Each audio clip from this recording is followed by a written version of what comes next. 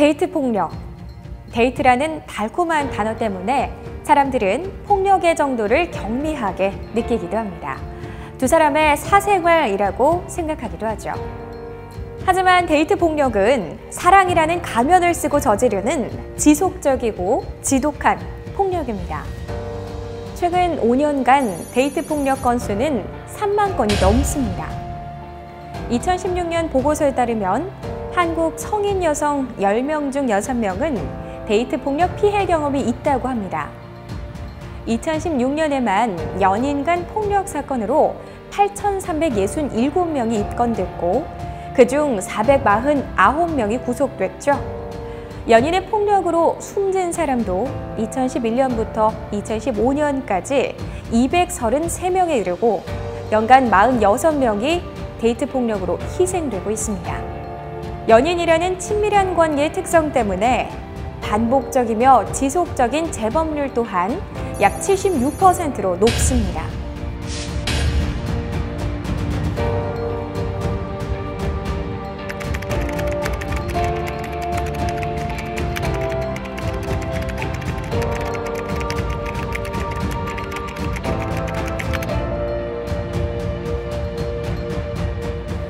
데이트 폭력의 가장 중요한 전조 현상은 통제입니다.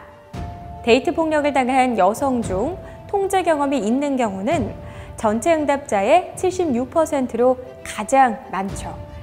미국 보건복지부는 연애 관계에서 상대가 반대하는 것에 대해 통제적이고 폭력적으로 행동하는 것을 연애 폭력이라고 정의했습니다. 특히 첫 번째 폭력은 아주 중요한 의미가 있는데요. 대부분 첫 번째 폭력을 경험하면 실수라고 여기고 가해자가 용서를 빌면 만남을 지속합니다. 하지만 이것은 수많은 폭력 중 첫 번째 폭력이 될 가능성이 아주 크죠.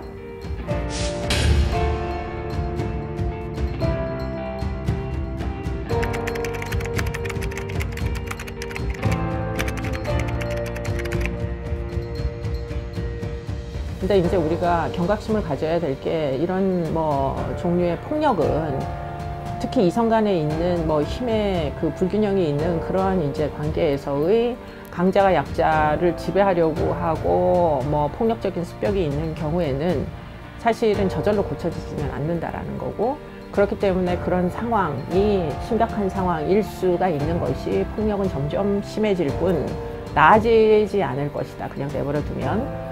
내가 노력하고 희생하면 상대를 변화시킬 수 있다고 믿는 신념. 전문 용어로 이타적 망상이라고 합니다.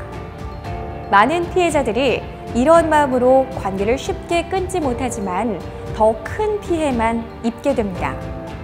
미국의 안전연애 코치로 불리는 작가 더니 솔세는 저서인 여대생을 위한 안전한 연애에서 누구나 나쁜 연애 경험에 연루될 수 있다며 전문가의 도움을 적극적으로 받아들이지 않는 한 사람은 바뀌지 않으므로 내가 그를 변화시킬 수 있다는 희망을 버리라고 충고합니다. 이상하다는 생각이 조금이라도 들거나 주변에서 이상하다고 얘기한다면 반드시 의논해야 합니다. 또 관계에 완전한 단절이 필요하다고 판단되면 전문가의 철저한 도움을 받아야 더 큰 피해를 막을 수 있습니다.